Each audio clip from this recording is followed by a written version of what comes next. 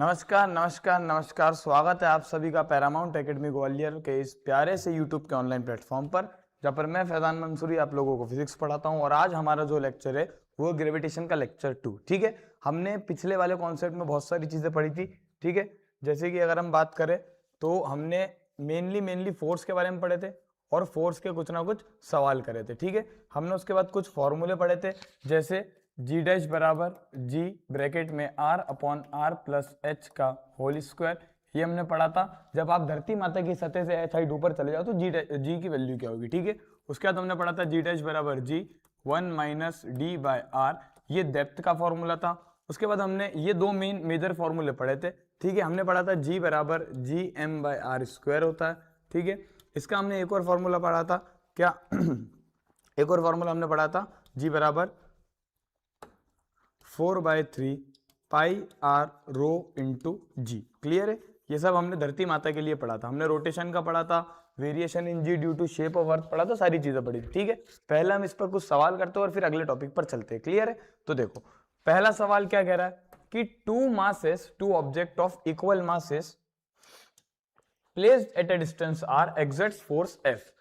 If 25% of one mass is transferred to another mass, find new force at same depth, same separation. मतलब क्या, उसने बोला कि हमारे पास दो मास थे, दोनों का मास उसने सेम दिया, यानी कि m और m ले लो और ये डिस्टेंस r पर है, तब ये फोर्स कितना लगाएगी F। तो F की वैल्यू क्या हो जाएगी जी एम एम अपॉन में आर स्क्वायर। क्लियर है मेरी बात? हाँ सर क्लियर है। ठीक है, उसके बाद उसने बोला कि m का 25% यानी इसका 25% ट्रांसफर कर दिया आपने किसमें, दूसरे एम में। क्लियर है, जब हमने एक मास का उठा के दूसरे मास में ट्रांसफर करा तो यानी इसका 25% हमने ट्रांसफर कर दिया दूसरे मास में, तो इससे घट जाएगा और इसमें बढ़ जाएगा। ठीक है, एक मास में 25% कम हो जाएगा और एक मास में 25% घट जाएगा। ठीक है, अपॉन में 100 करा है क्योंकि परसेंटेज लगाया, तो ये हो जाएगा m माइनस, ठीक है 25m और 25m क्योंकि m का 25% लिया हमने, तो m माइनस m/4 हो जाएगा और एक तरफ आ जाएगा m प्लस m/4। समझना मेरी बात को, क्या कि एक इंसान के पास 100 रुपए थे और दूसरे इंसान के पास भी 100 रुपए थे।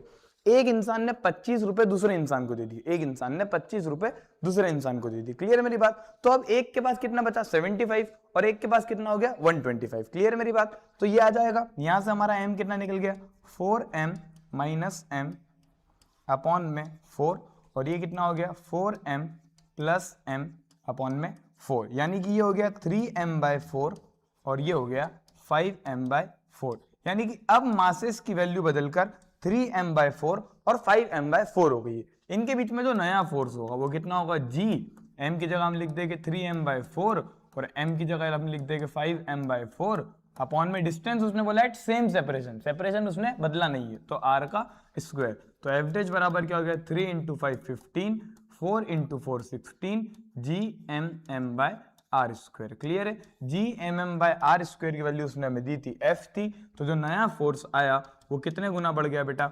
15/16 F। बढ़ गया या कम हो गया? कम हो गया है। क्लियर है मेरी बात? बढ़ गया या कम, बढ़ गया या कम, बढ़ गया या कम हो गया? कम हो गया। क्लियर है मेरी बात? तो इस तरीके से हमने इस सवाल को सॉल्व कर लिया। चलो चलते अपन अगले सवाल की तरफ। अगला सवाल क्या कह रहा है कि if the density of a planet is half of earth and radius of earth is thrice of planet, find g earth upon में जी प्लेनेट। यानी उसने बोला कि एक हमारी धरती माता है, उसकी डेंसिटी को हमने रो माना है और रेडियस ऑफ अर्थ को हमने आर माना है। क्लियर है मेरी बात? तो एक और कोई नया प्लेनेट है, हमें नहीं पता कि प्लेनेट कौन सा। उसने क्या बोला, density of planet is half of earth, यानी कि अगर अर्थ की डेंसिटी रो है तो उस प्लेनेट की रो/2 है। क्लियर है, और radius of earth is thrice of planet, confuse नहीं होना है। यानी कि हमारे पास दो प्लेनेट है। ठीक है, हमारे पास दो प्लेनेट है, एक और दो। क्लियर है, ये हमारा अर्थ है और इसको मैं प्लेनेट बोल रहा हूं, क्लियर है।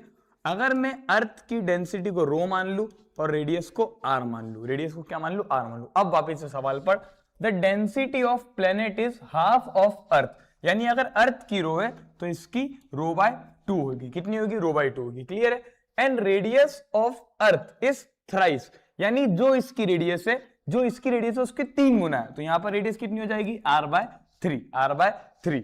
फाइंड जी अर्थ अपॉन में जी प्लेनेट। क्लियर है, तुम बोलोगे कि सर जी अर्थ हो जाएगा gm/r², लेकिन क्या हम ये फॉर्मूला लगाएंगे? नहीं लगाएंगे, ये फॉर्मूला गलत हो जाएगा। क्यों सर? हमें पता है कि हमारे पास एक डेंसिटी का फॉर्मूला है, g बराबर 4/3 पाई आर रो इंटू जी। तो जी ऑफ प्लेनेट क्या हो जाएगा यहाँ से हमारा? 4/3 pi radius of earth rho of earth into ji. Clear है मेरी बात? हाँ सर क्लियर है। अगर जी ऑफ प्लेनेट लिखना चाहो तो कितना हो जाएगा? 4/3 पाई, रेडियस कितनी है? rp/3, ठीक है, sorry radius of earth upon, ऐसे लिखना पड़ेगा, देख radius of planet into rho of planet into G. अगर इसको थोड़ा और अच्छे से लिखो तो जी ऑफ प्लेनेट क्या हो जाएगा? 4/3 पाई रेडियस ऑफ अर्थ का आधा यानी r/3 और पाई अपॉन में 2 इंटू जी। ठीक है, उसने हमसे क्या पूछा है? जी अर्थ अपॉन में जी प्लेनेट, जी अर्थ अपॉन में g planet. Ji of earth का फॉर्मूला क्या है? 4/3 pi R rho into G upon में जी ऑफ प्लेनेट कितना हो जाएगा? 4/3 पाई आर अपॉन में 3 रो अपॉन में 2 इंटू जी। यही उसने हमसे रेशियो पूछा। क्लियर है? हम मार देते 4/3 पाई 4/3 पाई आर आर रो रो जी जी, क्या बच गया? 1 अपॉन में 1/6 यानी कि 6:1, 6:1। क्लियर मेरी बात? यानी यहां पर अगर g होगा तो वहां पर 6g हो जाएगा। क्लियर मेरी बात? कम क्यों हो जाएगा? देखो उसकी रेडियस भी कम है, उसकी डेंसिटी भी कम है। ठीक है, क्लियर है? तो इस तरीके से हमारा आंसर आ जाएगा। आपको ऑप्शन में 1:6 भी मिलेगा, लेकिन कंफ्यूज नहीं होना है। ठीक है, मैं जो पूछा उसी की वैल्यू रखो, अपना आंसर आ जाएगा। क्लियर है बेटा? चलो चलते हैं अपन अगले सवाल की तरफ। उसने बोला कि at what height and depth from the surface of earth the value of g will be same. और उसने एक बोला है कि d and h both are much smaller than radius of earth. Much smaller मतलब हमें सर g डैश बराबर दूसरा फॉर्मूला लगाना है। ठीक है, g डैश बराबर g r upon r plus h का होल स्क्वायर नहीं लगाना है। लगा सकते हैं, लेकिन हम क्यों लगाएंगे जब हमारे पास फॉर्मूला है? तो जब h is much lesser than r, तो मैंने एक फॉर्मूला पढ़ाया था कि g डैश बराबर g ब्रैकेट में 1 माइनस 2h/r। क्लियर है? ये हाइट का फॉर्मूला हो गया। और अगर डेप्थ का फॉर्मूला लिखूं, किसका फॉर्मूला लिखूं? डेप्थ का फॉर्मूला लिखूं तो g डैश बराबर g ब्रैकेट में 1 माइनस d/r। क्लियर है मेरी बात?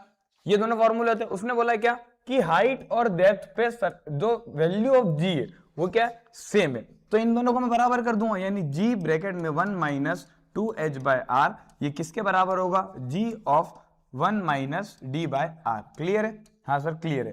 देख यहां से अगर तू मारना चाहिए बराबर कर दे, g और g मर जाएगा, यहां पर भी 1 है, यहां पर भी 1 है, यहां भी r है, यहां भी r है, ये भी माइनस है, ये भी माइनस है। यानी यहां से एक रिलेशन निकलती है कि 2h बराबर d होगा, 2h बराबर d होगा, यानी h बराबर क्या हो जाएगा? d/2, h बराबर d/2। ये उन दोनों के बीच में रिलेशन है। कभी कभी वो तुमसे h अपॉन d का रेशियो पूछता है तो 1/2, 1/2। क्लियर है मेरी बात? सर कैसे, ये क्या चीज पता चलना? यानी आप अगर h हाइट ऊपर जाओगे तो आप d/2 हाइट नीचे चले जाओ। कितनी हाइट नीचे चले जाओ? d/2 हाइट नीचे चले जाओ। दोनों पे g की वैल्यू क्या आएगी? हमेशा सेम आएगी। अगर आप h हाइट, अगर आप 100 किलोमीटर ऊपर गए तो आप 50 किलोमीटर नीचे चले जाओ। क्लियर है मेरी बात? अगर आप 100 किलोमीटर ऊपर गए तो आप 200 मीटर नीचे, 200 किलोमीटर नीचे चले जाओ। क्लियर है मेरी बात? चलो बढ़ते अपन अगले सवाल की तरफ। उसने बोला कि body weights 200 newton on surface of earth, how much will it weigh half way down to surface of earth. Clear है? देख W बराबर हमारा mg होता है, हाँ या ना? वेट का फॉर्मूला क्या होता है? mg। वेट का फॉर्मूला क्या होता है? mg। क्लियर है? तो W बराबर की उसने हमें वैल्यू क्या दी है? 200 न्यूटन। क्या दी है? 200 न्यूटन। तो देख mg बराबर क्या हो जाएगा? 200 न्यूटन। हाँ सर क्लियर है? तो m बराबर क्या हो जाएगा? 200/g। और ये कभी भी चेंज नहीं होगा, ये कभी भी चेंज नहीं होगा। मास तो कभी चेंज नहीं होता। जो हमने सुना है कि हम मून पर जाते तो हमारा वेट कम हो जाता है, वो किसके कारण होता है? एक्सेलरेशन ड्यू टू ग्रेविटी के कारण, एक्सेलरेशन ड्यू टू ग्रेविटी के कारण। क्लियर है मेरी बात? उसने बोला कि यहां पर धरती माता पर उसका वजन 200 न्यूटन था। How much will its weight half way down to surface of earth, यानी कि अंदर आ गया। यानी ऐसा मान के चलो कि अगर हमारी धरती माता है तो वो यहां से लेके यहां तक की रेडियस r है, यहां से लेके यहां तक की रेडियस r है। आप कितना नीचे चलो? r/2। कितना चलो? r/2। क्लियर है? यानी d की वैल्यू क्या हो जाएगी? r/2 हो जाएगी। d की वैल्यू कितनी हो जाएगी? r/2 हो जाएगी। अगर मैं इस पॉइंट पर g डैश निकाल लूं और m रख के g डैश का मल्टीप्लाई कर दूंगा तो मेरा वेट निकल जाएगा। तो हम g डैश निकाल लेते हैं। g डैश बराबर क्या हो जाएगा हमारा? g ब्रैकेट में 1 माइनस d/r। सॉल्व कर लेते इसको हम। ठीक है। जी डैश बराबर क्या हो जाएगा, जी ब्रैकेट में 1 minus d by r. Clear है। जी डैश बराबर जी ब्रैकेट में 1 माइनस डी की जगह मैं क्या रखूंगा, आर बाई 2 इंटू आर। ठीक है, आर से आर मर जाएगा, आर से आर मर जाएगा, तो जी डैश की वैल्यू क्या आ गई, जी ब्रैकेट में 1 माइनस 1 बाई 2, यानी कि जी डैश बराबर जी बाय 2। ठीक है, कैलकुलेशन तो आती है तुम्हें, जी डैश बराबर जी बाय 2। क्लियर है। अब देख, वेट हमारा धरती माता पर mg था 200 न्यूटन, वहां पर कितना हो जाएगा, mg डैश हो जाएगा। कितना हो जाएगा, mg डैश हो जाएगा। m की वैल्यू क्या थी, 200 अपॉन जी। m की वैल्यू क्या थी, 200 बटे जी, और जी डैश की वैल्यू क्या आई, g बाय 2। कितनी आ गई, g बाय 2। जी से g मर जाएगा, ये इससे मर गया 100 बार, यानी उसका वेट कितना हो जाएगा, 100 न्यूटन। कितना हो जाएगा, 100 न्यूटन। क्लियर है मेरी बात। यानी कि पहले ऑब्जेक्ट का वजन अगर 200 न्यूटन था तो अब कितना हो जाएगा, 100 न्यूटन हो जाएगा। क्लियर है मेरी बात। देख, इसको करने का एक और तरीका ये होता है कि आप वेट से करो ही मत, आप जी डैश की वैल्यू निकाल लो और डायरेक्टली मल्टीप्लाई कर दो, जितना है ना। जैसे m की वैल्यू अगर उसने w की वैल्यू 200 न्यूटन दे रखी तो हमें क्लियर बात है, सर 10 का मल्टीप्लाई होता है तो मास ऑफ ऑब्जेक्ट 20 है, तो आप डायरेक्ट वहां पर भी 20 रख के सॉल्व कर सकते हो। देख 20 इंटू 1/2 आ जाएगा, क्या आ जाएगा, अगर वहां से 200 बटे जी हटा दूंगा तो कितना आ जाएगा, 20 इंटू 5। ठीक है, 10 बटे 2 दोनों जगह वैल्यू रखेगी, 10 बटे 2 5, तो 5 इंटू 20 कितना हो जाएगा हमारे पास, 100 न्यूटन हो जाएगा। क्लियर मेरी बात। इस तरीके से ऐसा सवाल आता है तो हमें ऐसे सवाल सोल्व करते हुए चलना है। क्लियर मेरी बात। चलो बढ़ते हैं अपन अगले सवाल की तरफ। अगला सवाल ही नहीं है, ठीक है, तो अगला टॉपिक पढ़ते हैं। अब क्या पढ़ेगा, अगला टॉपिक पढ़ेगा। अगला टॉपिक हमारा क्या होगा, ग्रेविटेशनल फील्ड। क्या होगा, ग्रेविटेशनल फील्ड। क्लियर है मेरी बात। अगला टॉपिक मेरा होगा ग्रेविटेशनल फील्ड। ठीक है, हाँ सर क्लियर है। अगला टॉपिक मेरा क्या होगा, ग्रेविटेशनल फील्ड। देख, फील्ड का मतलब क्या होता है, एरिया। फील्ड का मतलब क्या होता है, एरिया होता है। क्लियर मेरी बात। फील्ड का मतलब क्या होता है, एरिया होता है। ठीक है, अब देख, ग्रेविटेशनल फील्ड, अगर मैं तुझे इसको बहुत प्यार आसान तरीके से समझाऊं तो मैं क्या बोलूंगा कि the area surrounded by mass, यानी किसी मास के चारों तरफ का 3D में। ठीक है, जैसे यहां पर मास है तो यहां भी, यहां भी, यहां भी, यहां भी, वहां भी, हर तरफ। ठीक है, हर तरफ किसी मास के चारों तरफ का वो एरिया जिसमें अगर कोई दूसरा पार्टिकल आया तो उस पर एक फोर्स लगेगा। कौन सा फोर्स लगेगा, ग्रेविटेशनल फोर्स लगेगा। जैसे ग्रेविटेशनल फील्ड होती है ऐसे इलेक्ट्रोस्टैटिक फील्ड, इलेक्ट्रिक फील्ड भी होती है, और उसी तरीके से मैग्नेटिक फील्ड भी होती है। क्लियर मेरी बात। तीनों चीजें याद रखना, जैसे ग्रेविटेशनल फील्ड होती है ऐसे इलेक्ट्रोस्टैटिक फील्ड भी होगी, यानी जिसको हम इलेक्ट्रिक फील्ड बोलते हैं, और उसके बाद मैग्नेटिक फील्ड भी होगी। क्लियर मेरी बात। तो दोनों तीनों कॉन्सेप्ट तुम्हें बहुत अच्छे से पता होना चाहिए। ठीक है, अब देख, अभी जो हम पढ़ रहे हैं वो क्या पढ़ रहे हैं, ग्रेविटेशनल फील्ड। तो मैं क्या लिख सकता हूं कि द 3D स्पेस, क्या लिख सकता हूं, the 3D space surrounded near a mass in which if another mass comes it experiences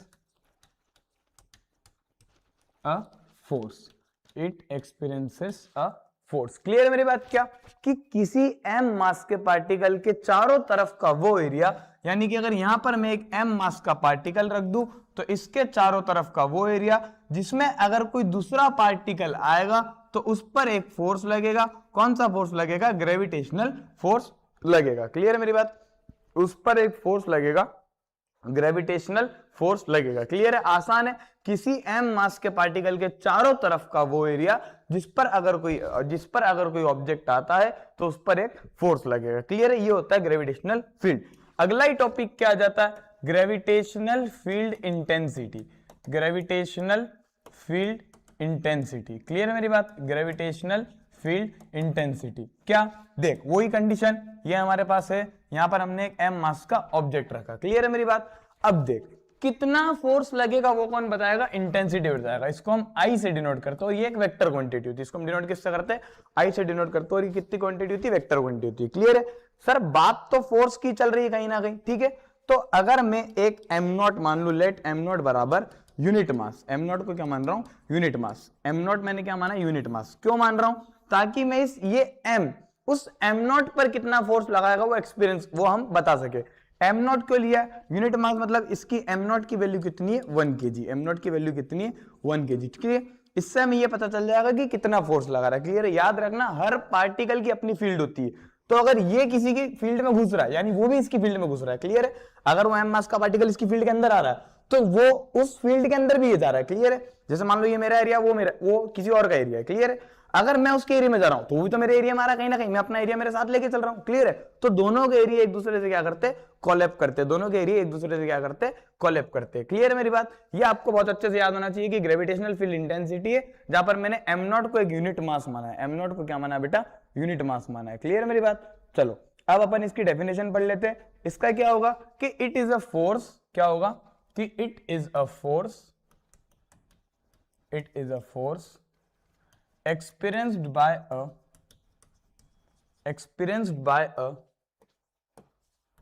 unit mass, experienced by a unit mass। Clear है? जैसे मान लो यहां पर मैंने एक ऑब्जेक्ट रख दिया एम नॉट, कितनी दूरी पर? आर दूरी पर। कितनी दूरी पर रखा? आर दूरी पर रखा है। क्लियर है मेरी बात? अगर इन दोनों के बीच का फोर्स लिखना चाहूं तो जी एम नॉट अपॉन में r square, g m naught upon में आर स्क्वायर। क्लियर है? ये इन दोनों के बीच का फोर्स है। अब मैं बोल रहा हूं कि मुझे बताओ कि एम इस पर कितना फोर्स लगा रहा है, एम इस पर कितना फोर्स लगा रहा है, तो सर इतना ही फोर्स लगाएगा। लेकिन सर अगर फोर्स ही पढ़ना तो फिर हम इंटेंसिटी क्यों पढ़ रहे हैं? फिर हम इंटेंसिटी क्यों पढ़ रहे हैं? एम नॉट की वैल्यू कितनी? 1 kg। एम नॉट की वैल्यू कितनी? 1 kg। तो मैं इसको इधर उधर कर सकता हूं, तो इसको मैं क्या लिख सकता हूं कि एफ बाय एम बराबर G M by are square, F by M बराबर G M by are square. M क्या? ये धरती माता का मास नहीं, ध्यान रखना, कंफ्यूज मत हो जाना। एम क्या? ऑब्जेक्ट का मास, ये वाला मास। क्लियर है मेरी बात? और इसी को हम क्या बोल देते हैं? इंटेंसिटी बोल देते हैं। इसी को हम क्या बोल देते हैं? इंटेंसिटी बोल देते हैं। क्लियर है? तो आई का फॉर्मूला क्या हो जाएगा? G M by are square. क्या हो जाएगा? G M by are square. Clear है? इंटेंसिटी क्या बताती है कि मैं सामने वाले ऑब्जेक्ट पर कितना फोर्स लगा रहा हूं। क्लियर है? अगर मेरा मास है मैं, तो मैं सामने वाले ऑब्जेक्ट पर कितना मास लगा रहा हूं, क्लियर, कितना फोर्स लगा रहा हूं। क्लियर है मेरी बात?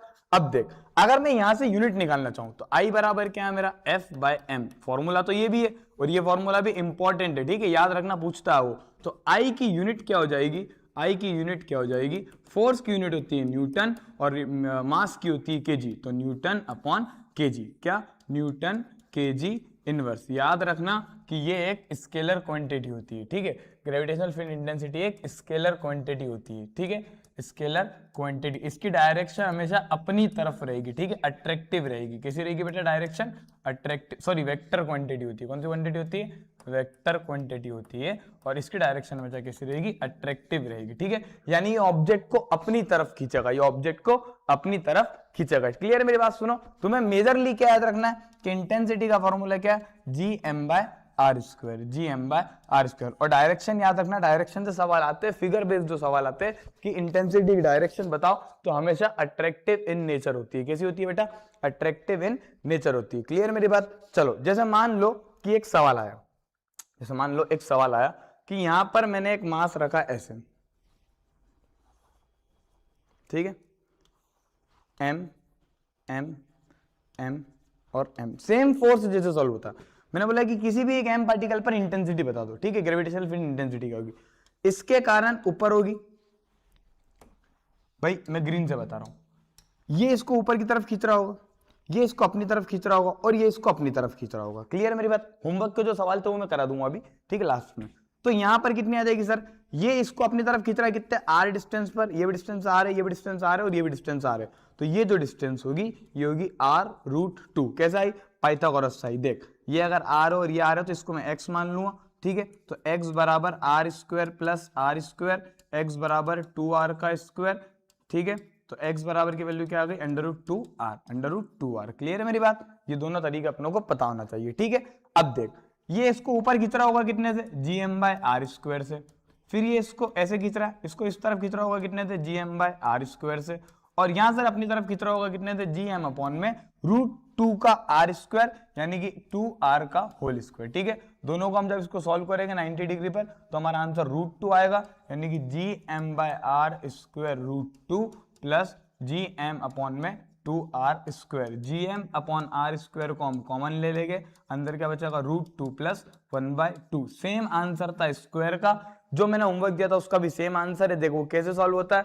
यहाँ पर हमें इंटेंसिटी पता है, gm/r² को कॉमन ले लो। जो इंटेंसिटी का फॉर्मूला, फोर्स का फॉर्मूला था, वही इंटेंसिटी का फॉर्मूला होगा क्या, I नेट बराबर I1² plus I2² plus 2I1I2 cos of theta. Clear है मेरी बात। ये सवाल हमें बहुत अच्छे से आना चाहिए। इंटेंसिटी का सवाल कभी कभी वो डायरेक्टली पूछता है, कभी कभी वो ऐसा ही सवाल देता है कि 90% केस में आंसर क्या आ जाएगा, जीरो आ जाएगा। आंसर क्या आ जाएगा, जीरो आ जाएगा। क्लियर मेरी बात। चलो चलते हैं अपन अगले सवाल की तरफ। अब इससे जो सवाल एक आता है वो आता है कौन सा, इससे जो एक तरीके का सवाल आता है वो आता है आपकी मैथ का, जिसमें एपीजीपी आती है। ठीक है, मैथ का सवाल आता है, एपीजीपी वाला जो सवाल है वो सवाल भी आपको इस तरीके से देखने को मिल सकता है। क्लियर मेरी बात। जैसे उसने सवाल दिया है क्या कि आपके पास एक कोऑर्डिनेट स्केल है, ठीक है, यहां पर आपने एक मास रखा m मास, फिर आपने थोड़ी दूर पर m रखा, फिर आपने थोड़ी दूर पर m रखा, फिर आपने थोड़ी दूर पर m रखा, फिर आपने थोड़ी दूर पर m रखा। ठीक है, ओरिजिन पर नहीं रखा आपने, ओरिजिन पर नहीं रखा। क्लियर है। उसने इसको मार्क कर दिया है कि जो पहला 0,0 पर है,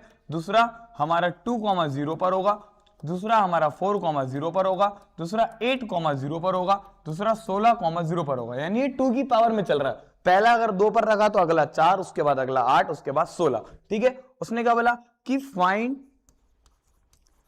नेट, सवाल क्या बोला कि find net intensity on origin. कहां पर, ओरिजिन पर नेट इंटेंसिटी बताना है। तो आई नेट क्या हो जाएगा मेरा, क्योंकि सब कुछ सेम डायरेक्शन में चल रहा है, तो I1 plus I2 plus I3 dot dot dot. यानी अगर मैं इन सबकी इंटेंसिटी को, और ये आगे चल रहा है, क्लियर है, अगर इन सबकी इंटेंसिटी को जोड़ दो तो मेरा काम हो जाएगा। सर मैं कोशिश कर लेता हूं। तो आई नेट बराबर क्या हो जाएगा, देख I1 क्या हो जाएगा, gm अपॉन में दूरी कितनी है 2, तो 2 का होल स्क्वायर, प्लस अगला क्या हो जाएगा gm अपॉन में 4 का होल स्क्वायर, प्लस अगला क्या हो जाएगा gm अपॉन में 8 का होल स्क्वायर, अगला क्या हो जाएगा gm अपॉन में 16 का होल स्क्वायर। ऐसे कथा चलती रहेगी हमारी। हाँ सर चलती रहेगी। क्लियर है। क्या अगर मैं इसमें से gm को कॉमन ले लूं, अगर मैं आई नेट जो सॉल्व कर रहा हूं उसमें से gm को कॉमन ले लूं, तो अंदर मेरे पास एक जीपी बन जाएगी, अंदर मेरे पास एक जीपी बन जाएगी। अगर मैं सॉल्व करूं तो 1/4 प्लस 1/16 प्लस 1/64 और ऐसे कथा चलती रहेगी। क्या ये एक जीपी है, क्या हमारे पास ये जो टर्म बन रही है ये जीपी है। हाँ सर ये एक जीपी है, जिसका आर जो है वो लेस देन 1 है, जिसका जो आर है वो लेस देन 1 है। क्लियर है। अगर आर लेस देन 1 होता है तो एसएन का फॉर्मूला क्या होता है, ए अपॉन में 1 माइनस आर, ए अपॉन में 1 माइनस आर, जहां पे ए क्या होता है, फर्स्ट टर्म होता है। ठीक है, देखो तुमने एपी और जीपी पढ़ रखा है, तो यहां पर और आर क्या होता है, कॉमन डिफरेंस होता है। आर क्या होता है, कॉमन डिफरेंस होता है। क्लियर है मेरी बात। आसान सवाल है, एपी जीपी से मिलके ग्रेविटेशन में आ रहा है। ठीक है, हम सॉल्व कर लेंगे। तो आई नेट क्या हो जाएगा हमारा, देख जी एम अपॉन में, अंदर हम फॉर्मूला रख देंगे ए अपॉन में 1 माइनस आर। जब इस फॉर्मूले को सॉल्व करूंगा मैं तो आंसर क्या आएगा, जी एम, ए क्या हमारा पहली टर्म कितनी है 1/4, पहली टर्म कितनी है 1/4। इसको थोड़ा सा और अच्छे से सॉल्व कर लेता हूं मैं।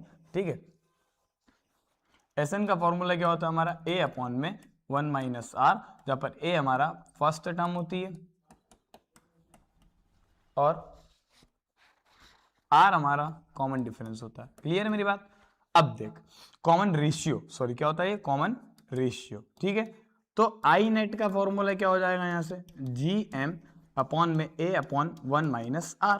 क्लियर है। तो आई नेट का फॉर्मूला क्या हो गया हमारा, जी एम, एक टर्म है 1/4 अपॉन में 1 माइनस रेशियो कितने का, देख 1/16 अपॉन में 1/4, तो रेशियो कितने का 1/4 का, तो यहाँ पर क्या आ जाएगा 1/4 आ जाएगा। क्लियर है। इसको सॉल्व कर लेंगे तो जी एम 1/4 अपॉन में 1 माइनस 1/4 3/4 हो जाएगा। क्लियर है। इस 4 से ये 4 मर जाएगा, तो आंसर क्या आ गया gm/3। कितना आंसर आ गया, gm/3। क्लियर है मेरी बात। इस तरीके का सवाल अगर अपने पेपर में आता है तो आप लोगों को ये सवाल आना चाहिए, आप लोगों को ये सवाल आना चाहिए। क्लियर मेरी बात। ध्यान रखना कोई गलती तो 1 माइनस 1/4 3, सॉरी 1/4 अपॉन में 1 माइनस 4 माइनस 3/4, 4 से 4 मर जाएगा। ठीक है, 4 से 4 मर जाएगा और 3 नीचे आ जाएगा। क्लियर है, 3 नीचे आ जाएगा। क्लियर है। अगर ये यहाँ पर 1,0 पर भी रख देता तो फिर पहली टर्म आपकी 1 हो जाती, 1 अपॉन में 1 माइनस 4, तो आपका आंसर 4/3 जीएम आता। क्लियर है।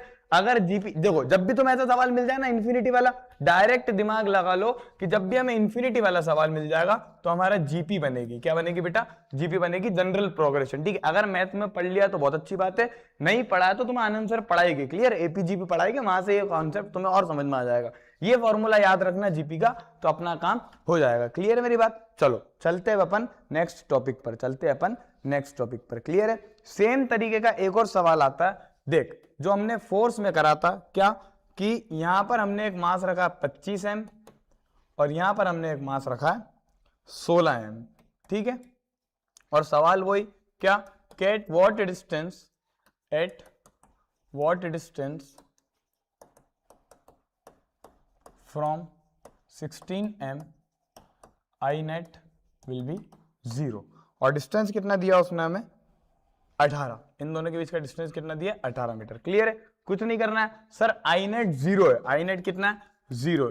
ठीक है, अब मान लो कि 16 मीटर से x दूरी पर आई नेट की वैल्यू कितनी, सेम सवाल है, जैसे फोर्स को पढ़ते थे इसी तरीके से हम यहां पर पढ़ते, नई चीज इसमें कुछ भी नहीं है। क्लियर है? जैसे फोर्स को पढ़ते थे सेम इंटेंसिटी को पढ़ते थे, बस फोर्स में क्या आता था, G m1 m2 by are square आ जाता था, जबकि हमारा इंटेंसिटी में क्या आता है, G m by are square आ जाता है, या G m1 upon are square आ जाता है। क्लियर है? तो यहां पर अगर मैं लिखना चाहूं, यानी क्या कि g ऑफ 25 m अपॉन में r, ये कितना हो जाएगा मेरा 18 माइनस एक्स, कितना हो जाएगा 18 माइनस एक्स, तो 18 माइनस एक्स का होल स्क्वायर जो होगा वो किसके बराबर होगा, g ऑफ 16m अपॉन में एक्स स्क्वायर के बराबर होगा। gm से gm मर जाएगा, इसको ऊपर ले आऊंगा तो x square upon 18 minus x का होल स्क्वायर जो होगा वो 16/25 के बराबर होगा। ये हो जाएगा x अपॉन 18 माइनस एक्स का होल स्क्वायर, ये हो जाएगा 16/25, स्क्वायर को इधर लाऊंगा तो रूट हो जाएगा, तो x अपॉन में 18 माइनस एक्स बराबर अंडर रूट ऑफ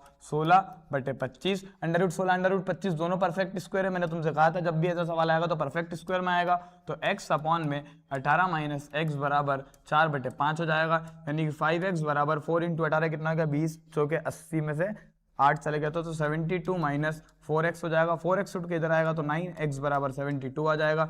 x की वैल्यू कितनी आ गई 72/9 यानी कि 8, कितनी आ गई 8, यानी x की वैल्यू कितनी आ गई हमारे पास 8 मीटर। क्लियर है? यानी कि 16 m से 8 मीटर दूरी पर इंटेंसिटी कितनी होगी, 0 होगी, इंटेंसिटी कितनी होगी, 0 होगी। क्लियर है? याद रखना x हमेशा वहीं से मानना है जहां से उसने पूछा।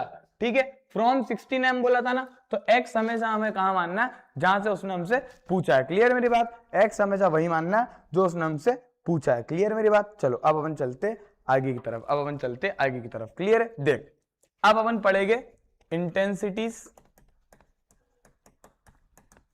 Due to different figure, intensity due to different figure. अब देख, मैं तुझे कुछ फॉर्मूले याद कराऊंगा, ठीक है? तुझे वो फॉर्मूले बहुत अच्छे से याद होना चाहिए। क्लियर है? जैसे मान लो पहला जो ऑप्शन है वो हमारे पास सॉलिड स्फीयर, पहला हमारे पास क्या, सॉलिड स्फीयर है, पहला क्या हमारे पास, सॉलिड स्फीयर। देख, सॉलिड स्फीयर वो स्फीयर होता है जो अंदर से भी फिल होता है, जो अंदर से भी क्या होता है बेटा, फिल होता है, यानी कि ठोस गोला, इसको हिंदी में हम क्या कहते हैं, ठोस गोला। ठोस गोले का मतलब क्या होता है कि उसके अंदर भी मास है, एक तो थी प्लास्टिक की बॉल, अंदर से हॉलो रहती है और बाहर रहती है। क्लियर? एक होता है सॉलिड बॉल। सॉलिड बॉल का मतलब क्या होता है कि जो शॉर्टपुट में बॉल आती है ना, जिसको हम गोला फेंक के नाम से देखते हैं गेम को, और हम फेंकते हैं वही वाली, यानी वो अंदर से भी फिल है, अंदर से भी वो मास से फिल है। क्लियर है मेरी बात? हाँ सर क्लियर है। देख, इसके 3 केस बनेंगे, हमारे पास। क्लियर है? वाह, खेला हो गया है। इसके हमारे पास 3 केस बनेंगे। मान ले कि इसका मास m है और इसकी रेडियस r है, क्लियर है मेरी बात? तो इसके 3 केस बनेंगे। क्या सर? देख, इस पॉइंट से लेके किसी एक पॉइंट तक की डिस्टेंस को मैं r बोल रहा हूं, ठीक है, r बोल रहा हूं। पहला केस क्या कि when r is greater than r, या अंदर का लेते हैं हम। पहला केस क्या, when r is smaller than r, यानी कि सरफेस से अंदर की बात चल रही है, ठीक है, सरफेस इनसाइड, सरफेस के अंदर की बात चल रही है, यानी सरफेस के अंदर की बात चल रही है। क्लियर है मेरी बात? दूसरा केस हम क्या ले गए यहां पर, r इज बराबर देन r, यानी कि सरफेस की बात चल रही है। किसकी बात चल रही है? सरफेस की। तीसरा केस हम क्या लेंगे, r is greater than r, यानी कि आउटसाइड दी सरफेस, यानी कि आउटसाइड द सरफेस। क्लियर मेरी बात? ये 3 केस हमारे पास है जो तुम्हारे पेपर में पूछ सकता है। क्या वो बोलेगा कि a solid sphere of mass m, ठीक है, एक स्फीयर है सॉलिड m मास का, उससे r दूरी पर डिस्टेंस क्या होगी, और कुछ ना कुछ दूरी देख सकता है। ये चेक कर लो कि वो जो रेडियस है, वो जो दूरी दे रहा है वो रेडियस से कम है, रेडियस से ज्यादा है, या रेडियस के बराबर है। रेडियस से अगर ज्यादा है तो आउटसाइड वाला केस, बराबर है तो सरफेस का केस, और अगर इनसाइड है तो हमारा पहला वाला केस। क्लियर है? याद रखना, अगर आउटसाइड का केस आ जाए, आउटसाइड का केस आ जाए तो इस m मास को पॉइंट मास मान लो। क्या मान लो? Point mass. तो आउटसाइड का क्या हो जाएगा? I बराबर gm अपॉन में r स्क्वायर।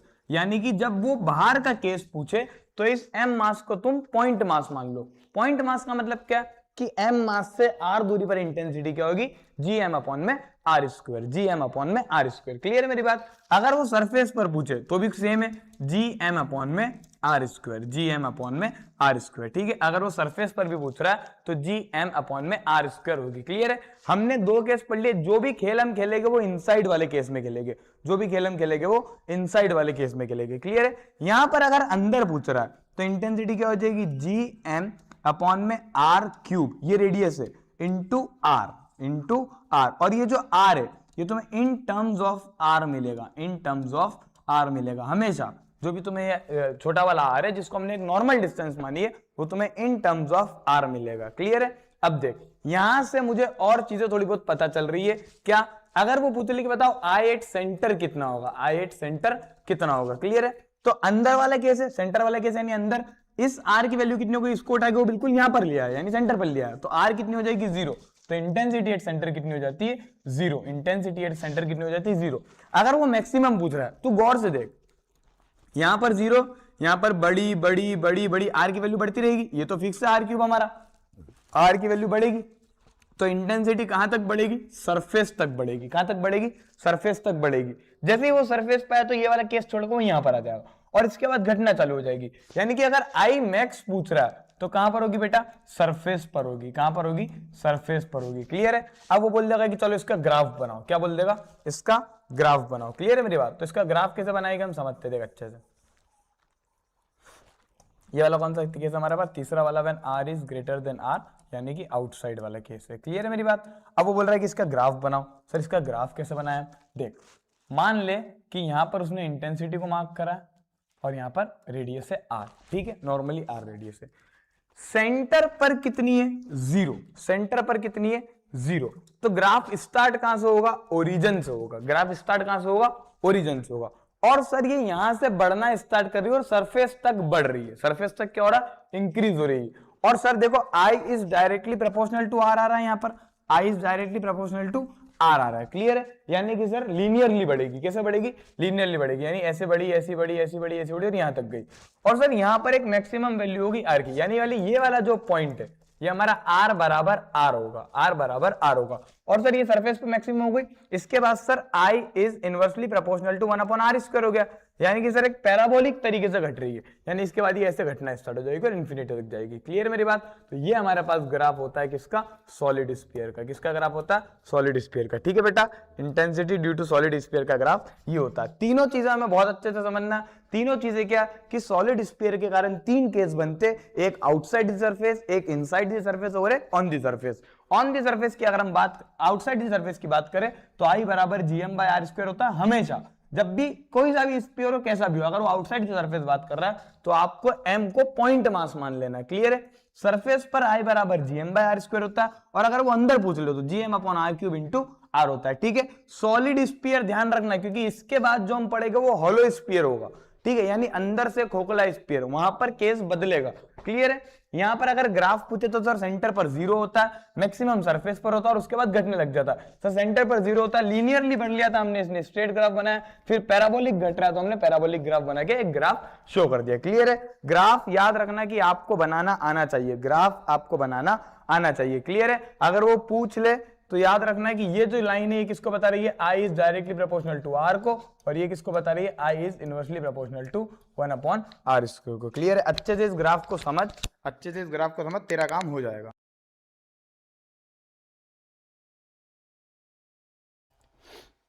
ठीक है, तो हमने सॉलिड स्फीयर पढ़ लिया, अब हम पढ़ेंगे होलो स्फीयर। क्लियर है? देख, सॉलिड और होलो में मैक्सिमम चीजें सेम रहेगी। ठीक है, मैक्सिमम चीजें सेम रहेगी। क्लियर है मेरी बात सर? मैक्सिमम चीजें सेम का मतलब क्या, समझना मेरी बात अच्छे से, कि सरफेस का केस और स्फीयर के बाहर का केस सेम रहेगा। क्या, कि सरफेस का केस और स्फीयर के बाहर का केस सेम रहेगा। सेम क्यों रहेगा?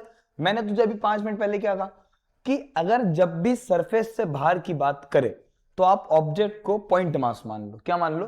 पॉइंट मास मान लो। क्लियर मेरी बात? जैसे मान ले कि हमारे पास एक स्फीयर है। क्या है? स्फीयर, और इसकी भी मेरे m, r, ये इसकी रेडियस है, यहां से लेके यहां तक की रेडियस है r। क्लियर मेरी बात? और यहां से लेके किसी भी एक पॉइंट तक की दूरी को मैं क्या बोल रहा हूं? r बोल रहा हूं। क्या बोल रहा हूं? r बोल रहा हूं। याद रखना ये हॉलो स्फीयर की बात हो रही है। किसकी बात हो रही है बेटा? हॉलो स्फीयर की बात हो रही है। ठीक है, जब जब वो हॉलो स्फीयर की बात करेगा, जब जब वो हॉलो स्फीयर की बात करेगा, फिर से हमारे पास पहला केस बनेगा क्या? When r is greater than r, यानी कि आउटसाइड का केस बनेगा। उसके बाद हमारे पास दूसरा केस बनेगा r बराबर r, यानी कि इनसाइड वाला सरफेस वाला केस बनेगा। ठीक है, सरफेस वाला केस बनेगा। और फिर हमारे पास तीसरा केस बनेगा, r is smaller than r, यानी कि इनसाइड वाला केस। क्लियर है? ये 3 केस हमारे पास बनेंगे। बहुत अच्छे से क्लियर है? यही 3 केस हमने पहले सॉलिड स्फीयर में पढ़े थे और यही 3 केस अब हम हॉलो स्फीयर में पढ़ रहे हैं। क्लियर है मेरी बात? देख, जब आउटसाइड की बात करेगा तो हमें पता है क्या कि सर इंटेंसिटी हो जाएगी gm अपॉन में r स्क्वायर, gm अपॉन में r स्क्वायर। क्यों? क्या, जब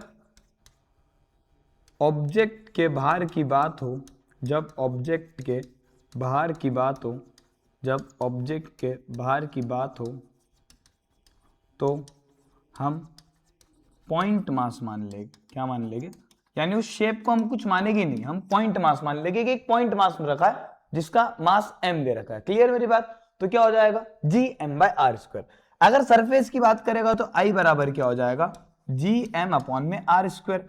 दोनों कंडीशन सेम थी, दोनों कंडीशन सेम थी। आ रही मेरी बात समझ में? क्या, हॉलो स्फीयर और सॉलिड स्फीयर में आउटसाइड वाली कंडीशन और सरफेस वाली कंडीशन, दोनों कंडीशन सेम थी। क्लियर है मेरी बात? जब इनसाइड की बात करेगा तो I बराबर हो जाएगा 0। कितना हो जाएगा? 0। क्लियर है? यानी हॉलो स्फीयर के अंदर हमेशा इंटेंसिटी क्या होगी? 0।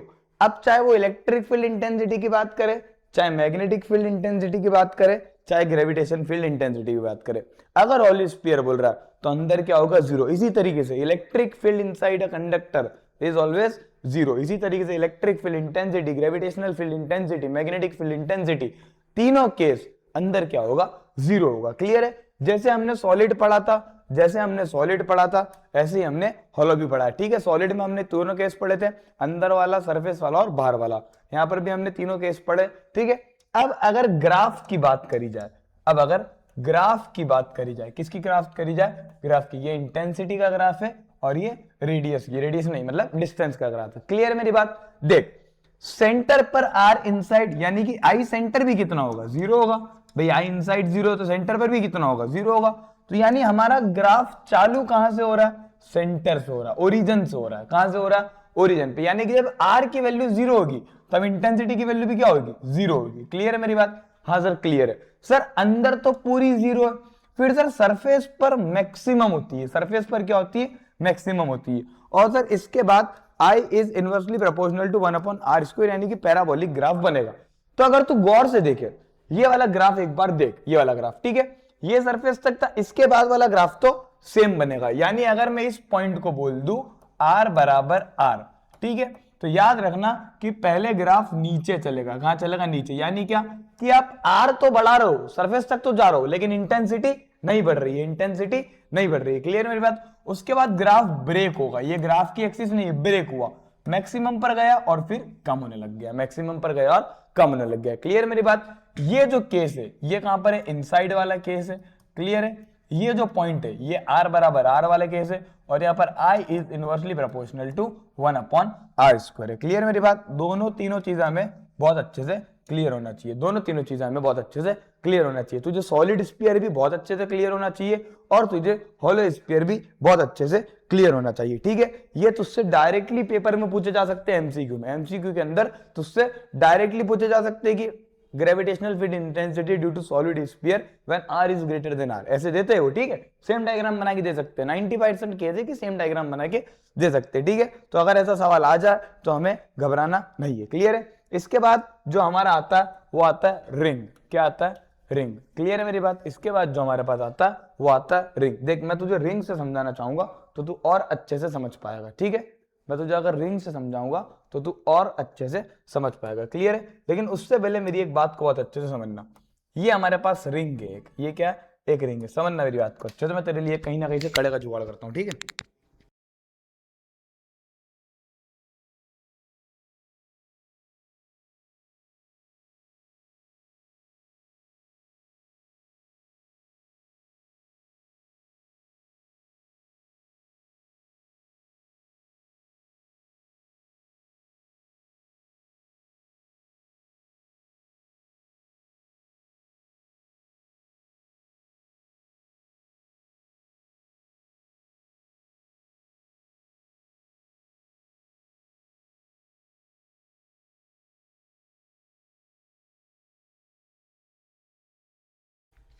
कुछ नहीं मिला मुझे तेरे लिए, ठीक है, कोई बात नहीं। देख हम समझते अच्छे तो तुझे समझ में आ जाएगा, ठीक है। तेरे हाथ में अगर कड़ा हो या चूड़ी जो हम कहते, उस चूड़ी को समझ, उस चूड़ी को मैंने ऐसे रखा, ठीक है, ऐसे, यानी कि ये ऐसा नहीं है, ये ऐसे रखा हुआ है, ठीक है, अंदर, मतलब ये प्लेन के अंदर घुस रहा है, क्लियर है।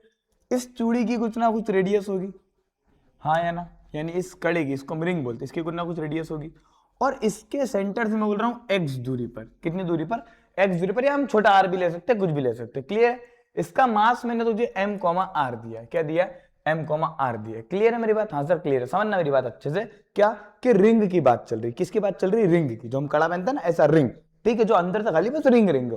तो उसके कारण ग्रेविटेशनल फील्ड इंटेंसिटी कितनी होगी, ये इंपॉर्टेंट है, पूछा जाता है पेपर में, ये क्या इंपॉर्टेंट है, पूछा जाता है अपने पेपर में, क्लियर है। अब क्या देख, मैं इसका तुझे डायरेक्टली एक जनरल फॉर्मूला लिखा रहा हूं, क्या लिखा रहा हूं, इसमें इनसाइड इनसाइड वाला केस नहीं आएगा, ठीक है, सारा केस अपना वही चलेगा, ठीक है। अगर एक जनरल फॉर्मूला लिखा रहा हूं आई का, तो आई बराबर क्या हो जाएगा, जी एम एक्स अपॉन में x square plus r square whole की पावर 3/2। ये कैसा आता उससे हमें मतलब नहीं है, हम 11वीं 12वीं में नहीं है जो हम डेरिवेशन करेंगे।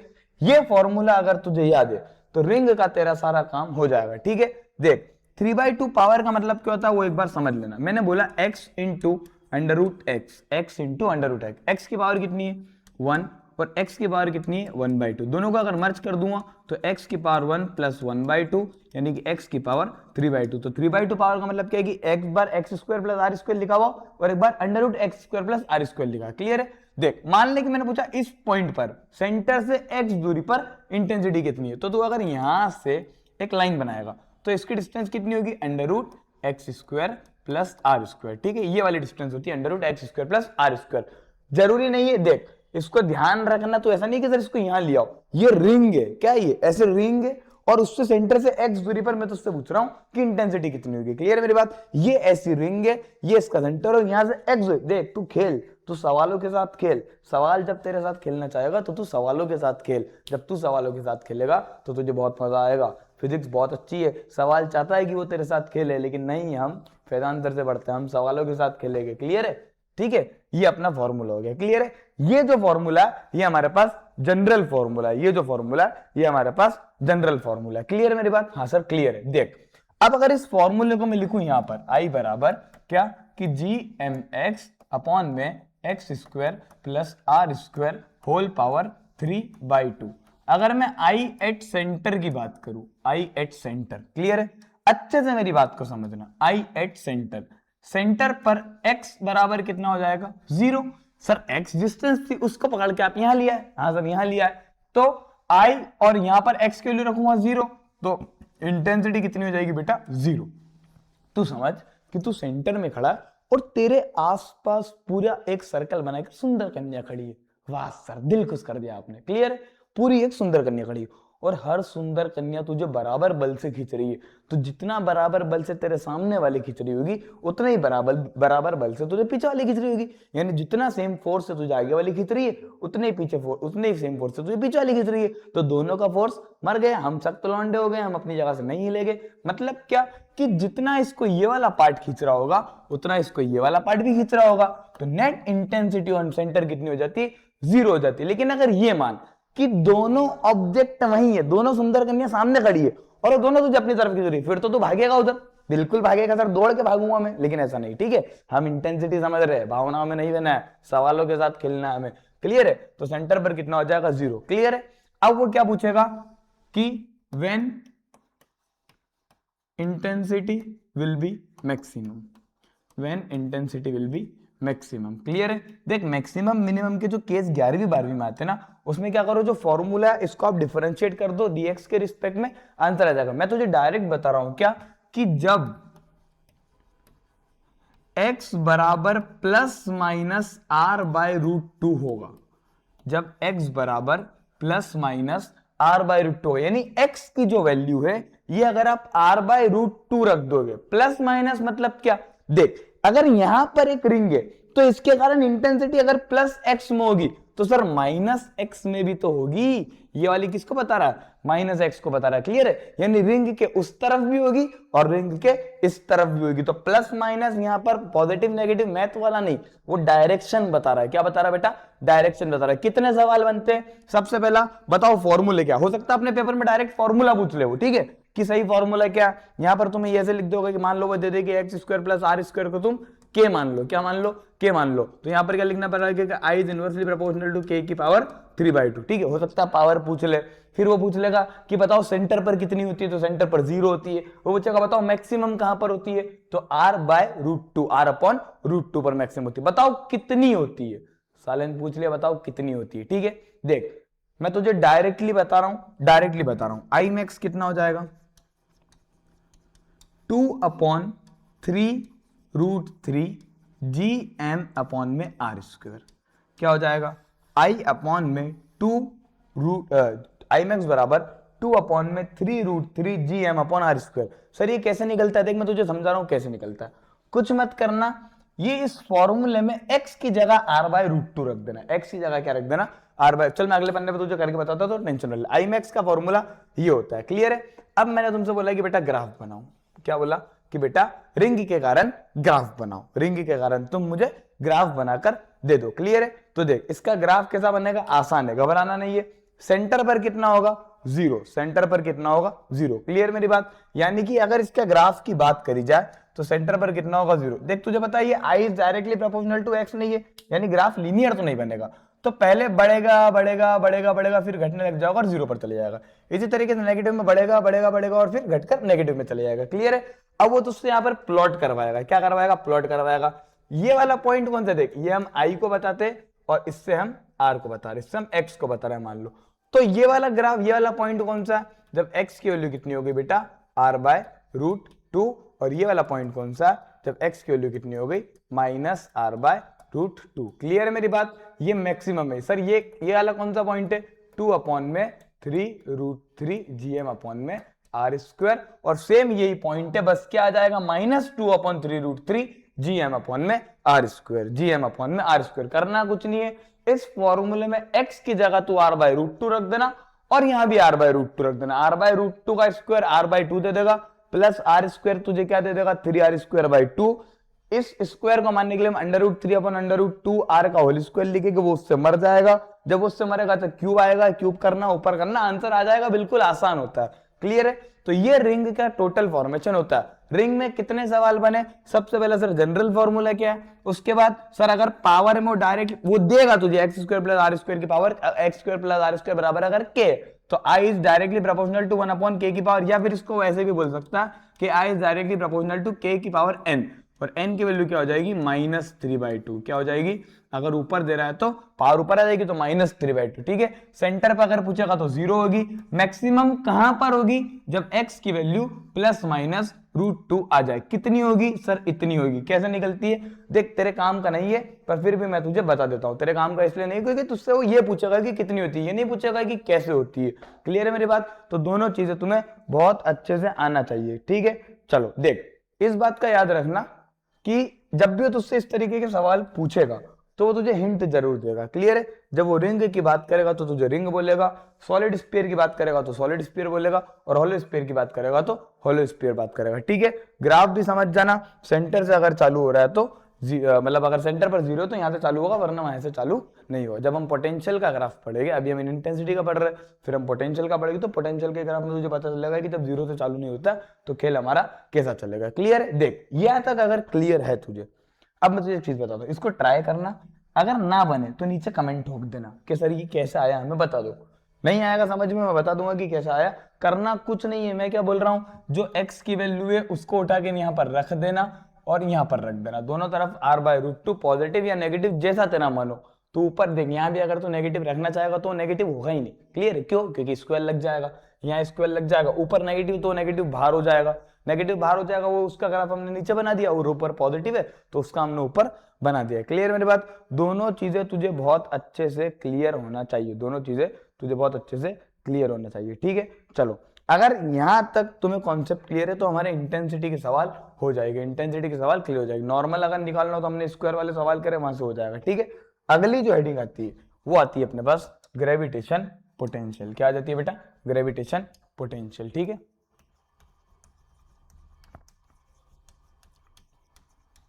ग्रेविटेशनल पोटेंशियल, क्लियर है मेरी बात?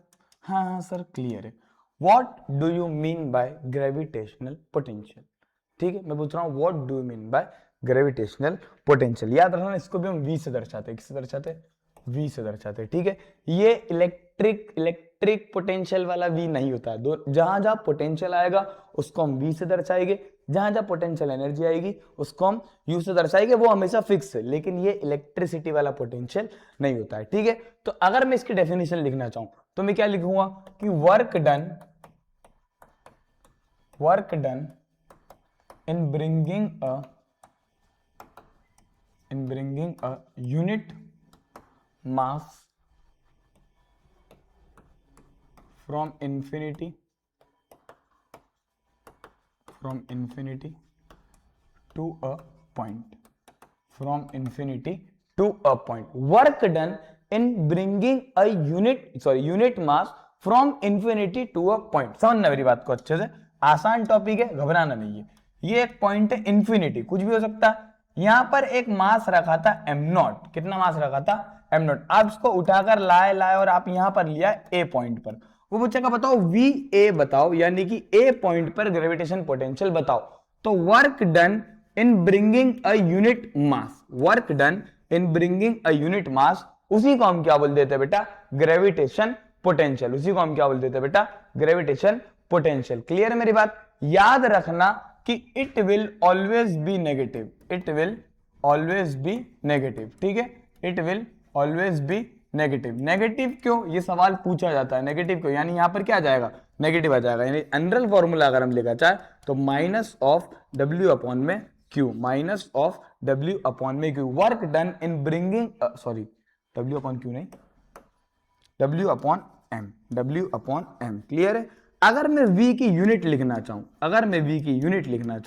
तो W की यूनिट क्या होती है? हमारी जूल होती है, और M की क्या होती है? kg होती है। तो जूल अपॉन kg, यानी कि जूल kg इनवर्स, इसी को हम क्या बोल देते हैं बेटा?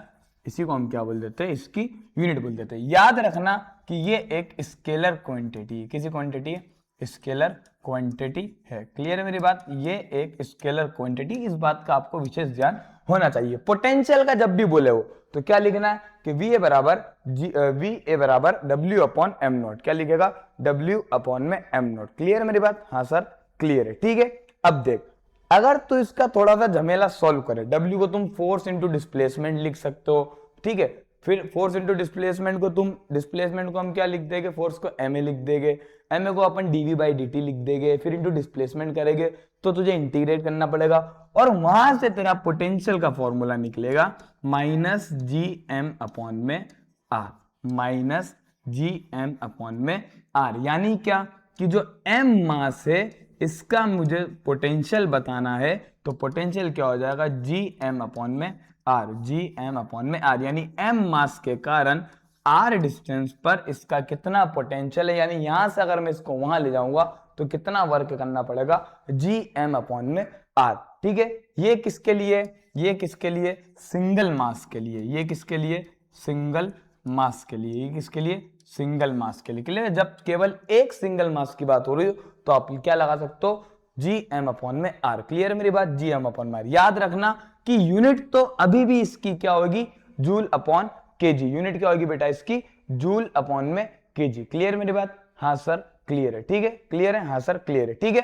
अब अगर सिस्टम ऑफ मासेस आ जाए, क्या आ जाए, system of masses, system of masses मतलब एक से ज्यादा मासेस, ठीक है, सिस्टम ऑफ मासेस का मतलब क्या होता है, एक से ज्यादा मासेस, सिस्टम ऑफ मासेस का मतलब क्या हो जाता है, एक से ज्यादा। जैसे मान लीजिए m1 रखा मैंने r1 दूरी पर, यहां से r2 दूरी पर m2 रख दिया, ठीक है, यहां से r3 दूरी पर मैंने m3 रख दिया, और यहां से r4 दूरी पर मैंने m4 रख दिया।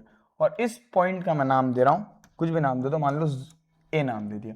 मैंने पूछा चलो v ऑफ a बताओ, क्या पूछा तुमसे, मैंने बोला कि तुम एक काम करो, मुझे v ऑफ a बताओ। तो v ऑफ a हम कैसे लिखेंगे, कुछ नहीं लिखेंगे, माइनस लगाओ, एक एक को लिखते चलो, क्या बोल रहा हूं मैं, एक एक को लिखते चलो। क्या लिखेगा हम, सबसे पहले माइनस जी m1 अपॉन r1, फिर प्लस वापिस से क्या जाएगा, माइनस जी m2 अपॉन r2, ठीक है, फिर प्लस माइनस का जी m3 अपॉन में r3, ठीक है, फिर यहां से प्लस करा, माइनस का जी m4 अपॉन में r4। क्लियर है, इसको हम और अच्छे से कैसे लिख सकते हैं, और अच्छे से हम देखें, मैं यहाँ पर लिख रहा हूँ इसको, और अच्छे से कैसे लिख सकते हैं कि v हम ऐसे माइनस का g कॉमन ले लेंगे, अंदर क्या बचेगा, m1 upon r1 plus m2 upon r2 plus m3 upon r3 plus m4 upon r4। Clear है मेरी बात, कुछ नहीं करना है, आसान है, सारी चीजें आसान है। अभी एक आधा सवाल कराऊंगा, सारी चीजें तुझे क्लियर हो जाएगी, ठीक है। करना कुछ नहीं, झमेले में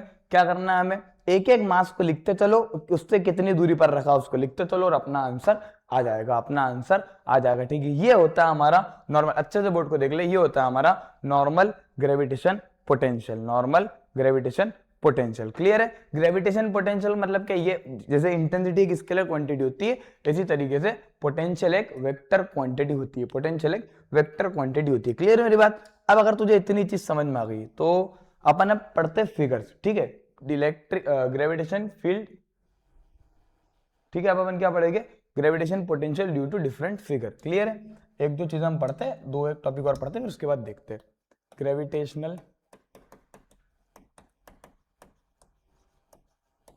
potential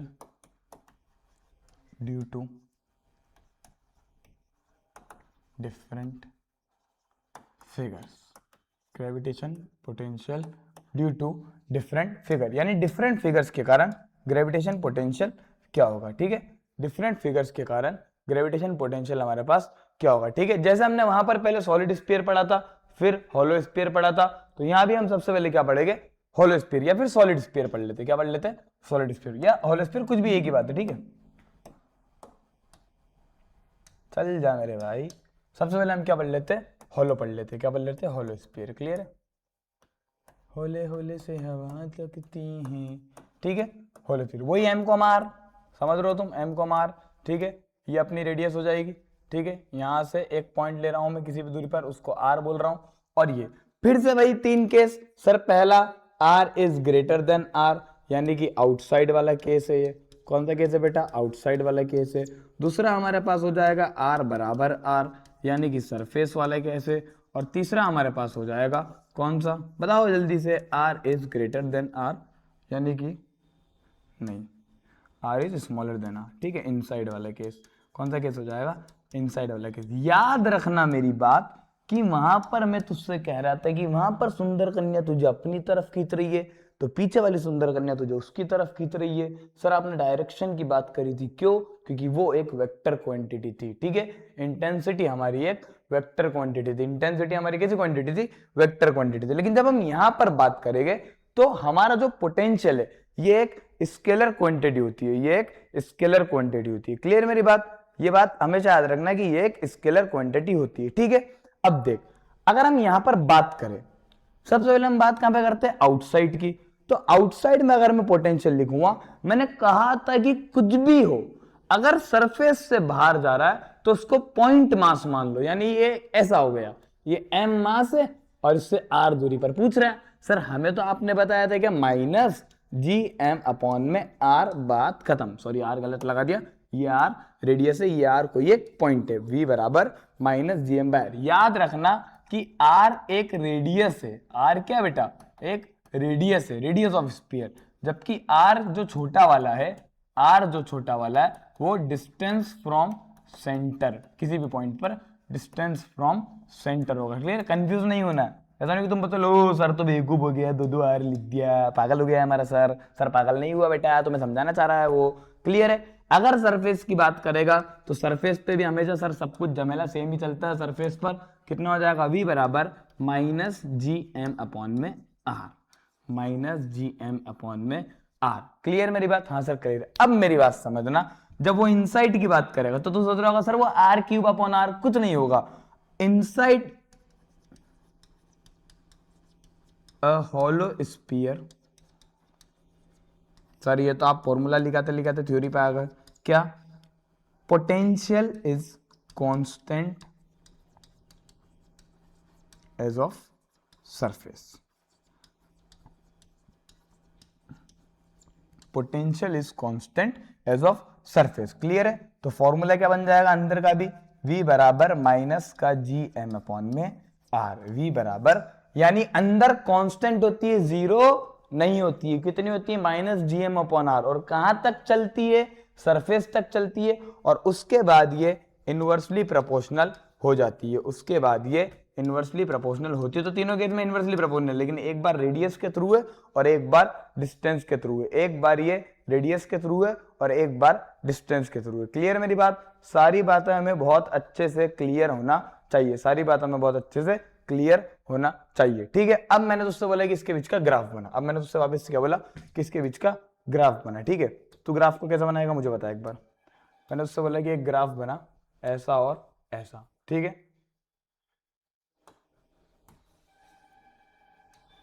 ठीक है, ये हमारे पास एक ग्राफ है, ये हमारे पास एक ग्राफ है। ठीक है,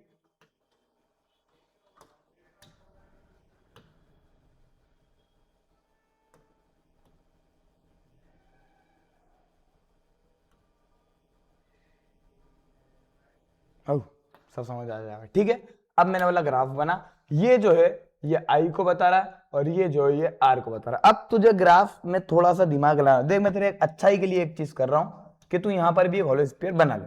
मान ले कि ये तेरे पास एक होलो स्फीयर बना हुआ है। ठीक है, ये तेरे पास एक होलो स्फीयर ऐसा बना हुआ है, तो मैंने तुझे नॉर्मली बना के दिया है कि इससे समझ जाना। ठीक है, जैसे ये इसका सेंटर है तो ये इसका सेंटर है। क्लियर है। अब मेरी बात समझना अच्छे से, इसको अपन ऊपर बना देते बस। ठीक है, इसको मैं ऊपर ले जा रहा हूँ, इससे बस तू क्या करेगा समझ पाएगा, इससे तू अच्छे से उसको समझ पाएगा। ठीक है, समझना मेरी बात। ये मैंने एक स्फीयर बना दिया है कि इससे अपन अच्छे से समझ पाए। ठीक है, जब बात सेंटर की थी, कहां की थी, सेंटर की, कहां की बात थी, सेंटर की। अगर वो सेंटर पर पूछ ले तुझसे कि बताओ आई एट सेंटर कितना होगा, तो अंदर तो कांस्टेंट है, यानी सेंटर पर भी कितना होगा, minus g M by r, बात खत्म। हाँ या ना? तो क्या सेंटर पर जीरो से चालू हो रहा, नहीं हो रहा, यानी जब आर की वैल्यू जीरो होगी तब भी उसके पास एक वैल्यू होगी minus g M by r, यानी हमारा ग्राफ यहां से चालू होगा। गलती मत करना, ग्राफ यहां से चालू होगा। ग्राफ कहां से चालू होगा, minus g M by r से चालू होगा। माइनस क्यों, क्योंकि नीचे बता रहा तो आर क्या है, माइनस है, इंटेंसिटी नेगेटिव हो रही है। इंटेंसिटी कैसी हो रही है, पोटेंशियल, सॉरी यार आई नहीं, वी, आई नहीं, क्या वी, पोटेंशियल कैसा हो रहा है, नेगेटिव, हमेशा नेगेटिव चलेगा। तो ग्राफ का स्टार्ट होगा नीचे से। क्या नीचे रेडियस बढ़ाने पर हमारा ग्राफ कांस्टेंट है, यहां पर मैं क्या लिख रहा हूं, कांस्टेंट है, तो एक स्ट्रेट लाइन बनेगी। कहां तक बनेगी, सरफेस तक। सरफेस तक लाइन कैसी बनेगी बेटा, स्ट्रेट बनेगी। कैसी बनेगी, स्ट्रेट बनेगी। क्लियर है। यानी कि अगर मैं सरफेस पर एक लाइन खींचना चाहूं बिल्कुल ऐसे, तो ये एक स्ट्रेट लाइन बनेगी और ये हमेशा कैसी रहेगी बेटा, कांस्टेंट। क्लियर मेरी बात? हाँ सर, कांस्टेंट रहेगी। ठीक है सर, उसके बाद ये घटने लग गई। ठीक है, यहां तक कांस्टेंट हुई, ये वाला जो हमारा पॉइंट है ये आर बराबर आर, यानी कि सरफेस वाला पॉइंट है। कौन सा पॉइंट है बेटा, सरफेस वाला पॉइंट है। क्लियर है। इसके बाद क्या हुआ, आप आउटसाइड चले गए और सर आउटसाइड इनवर्सली प्रोपोर्शनल हो गई, यानी ये लाइन हमारी ऐसी हो जाएगी। क्लियर है। ओ सर ये क्या बना था, जलेबी बाई ऐसी हो जाएगी, ठीक है, पैराबोलिक हो जाएगी। क्लियर है ग्राफ? मुझे उम्मीद है कि तुझे ग्राफ बहुत अच्छे से समझ आया होगा। अगर वो मैक्सिमम पूछेगी, बताओ मैक्सिमम कहां पर होगी, तो मैक्सिमम तुम कहां पर लिख दोगे, सरफेस पर होगी और इनसाइड, सरफेस पर होगी और इनसाइड, क्योंकि सरफेस पर और इनसाइड के कांस्टेंट है। तो सेंटर से लेके सरफेस तक, क्या बोल रहा हूं मैं, सेंटर से लेके सरफेस तक आपका जो पोटेंशियल है वो कांस्टेंट रहेगा। सेंटर से लेके सरफेस तक आपका जो पोटेंशियल है वो कैसा रहेगा बेटा, कांस्टेंट रहेगा। और उसके बाद ये घटना स्टार्ट हो जाएगा, उसके बाद घटना स्टार्ट हो जाएगा। क्लियर है मेरी बात? मुझे उम्मीद है कि तुझे हॉलो का बहुत अच्छे से समझ में आ गया होगा। उम्मीद है कि हॉलो का बहुत अच्छे से समझ में आ गया होगा। अगर हॉलो का बहुत अच्छे से समझ में आ गया तो हम सॉलिड स्फीयर पढ़ लेते हैं। अब हम क्या पढ़ लेंगे, सॉलिड स्फीयर। देख दो केस सेम चलेंगे, इतना तो मुझे लगता है कि तुझे भी अब समझ में आने लग गया होगा। सर आप कुछ भी ले लो, स्फीयर, सॉलिड, ठोस, गोला, भरा, अंदर के सर दो केस तो सेम चलेंगे, अंदर के दो केस तो सेम चलेगा। सेम मतलब क्या, वापस से मैं ले रहा हूं क्या, m, r मैंने लिया सर, ये इसका सेंटर है, यहां से लेके यहां तक की डिस्टेंस r है, और सर यहां से किसी एक पॉइंट की डिस्टेंस r है। पहला case sir when r is small, r is lesser than r, यानी कि ये आउटसाइड वाला केस हो गया, r is greater than r, ठीक है। दूसरा केस जो सर हमारे पास होगा वो r बराबर r, यानी कि सरफेस वाला केस हो गया। और सर जो तीसरा केस होगा वो r is smaller than r, यानी कि इनसाइड वाला केस हो गया। कौन सा केस हो गया, इनसाइड, आउटसाइड। और ठीक है, क्लियर है? हाँ सर क्लियर है।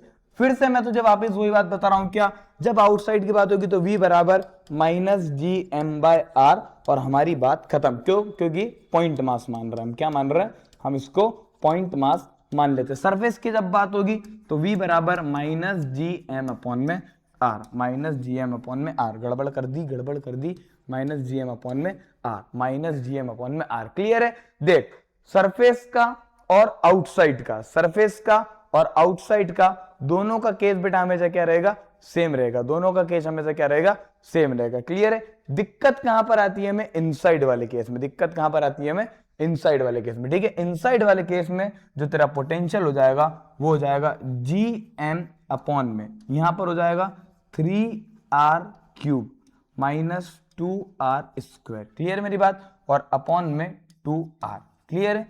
ये तुझे डायरेक्टली फॉर्मूला याद रखना है, ठीक है। v बराबर जी m 3r² minus r square upon में 2r, सॉरी यहां पर r स्क्वायर आएगा, ठीक है, r³ अपॉन में r स्क्वायर अपॉन में 2r स्क्वायर। क्लियर है मेरी बात?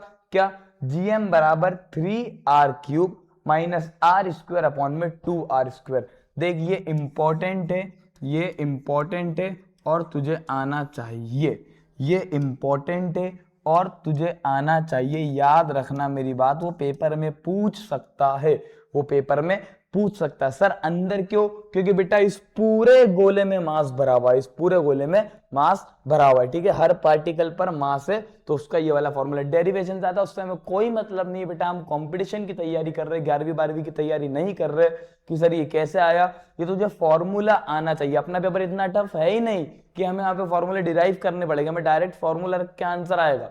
ये मैं तुझे बहुत अनसन लेवल का पढ़ा रहा हूँ। तुझे अगर एक सच्चाई बताऊं तो IMU CET का पेपर इतना टफ नहीं है जितना मैं तुझे पढ़ा रहा हूँ, लेकिन be prepared for the worst. अगर मैं तुझे 100 पढ़ा रहा हूँ, 70% में तेरा काम हो जाएगा। क्लियर मेरी बात? लेकिन मैंने तुझसे एक वादा करा था शुरू दिन, क्या, कि जब तुम मुझसे पढ़ेगा तो तेरा एक भी सवाल गलत नहीं होगा, ठीक है। अपन वो टीचर नहीं है बेटे कि 50 में से आप 25 ले आओ, 30 ले आओ।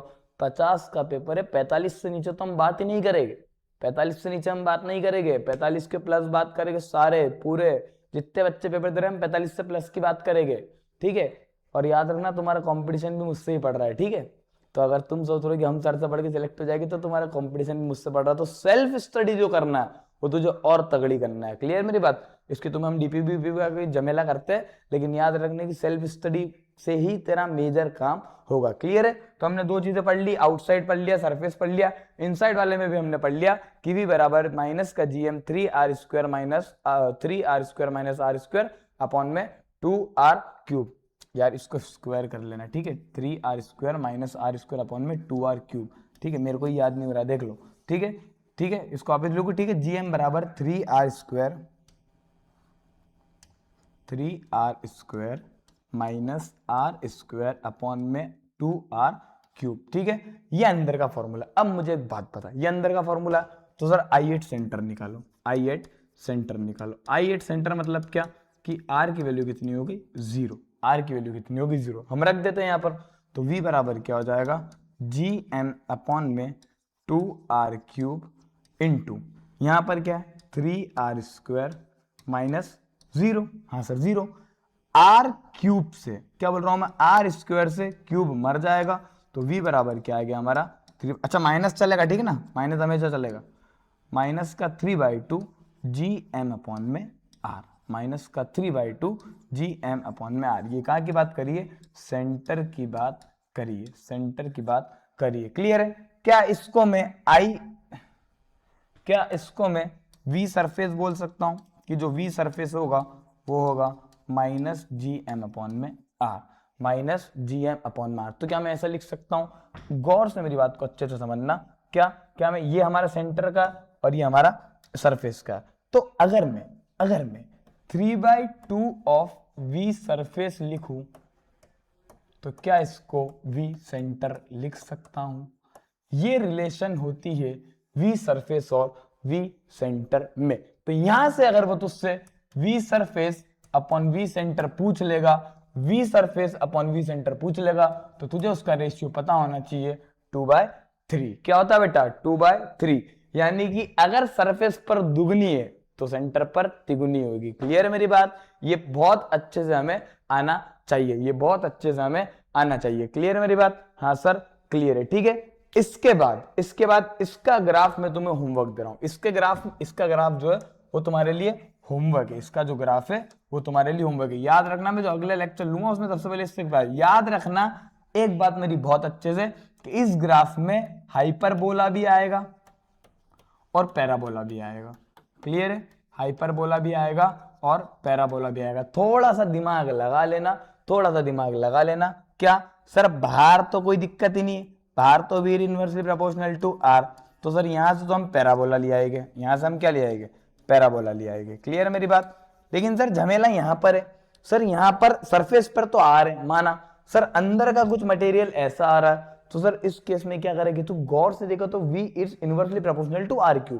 तो यहां पर वाला केस यानी यहां वाला केस क्या बनेगा बेटा तेरा, हाइपरबोला बनेगा। क्या बोलेगा, यानी थोड़ा सा तू मान के चल कि ये ऐसा करके कुछ ऐसा बनेगा ग्राफ। क्लियर है, ये सिर्फ तेरे लिए हिंट है, सेम ऐसा नहीं बनेगा, थोड़ा सा गलत बनाया हमने, लेकिन इस तरीके से बनेगा जहां पर पैराबोला और हाइपरबोला दोनों आएगा। ठीक है, वो तेरे लिए होमवर्क है, और होमवर्क को तुझे ईमानदारी से करना है, ऑनलाइन नहीं देखना। होमवर्क को तुझे ईमानदारी से करना है, ऑनलाइन नहीं देखना। ऑनलाइन तो क्या बेटा कोई भी देख के तुझे बता देगा, अंडू झंडू टीचर भी बता देगा।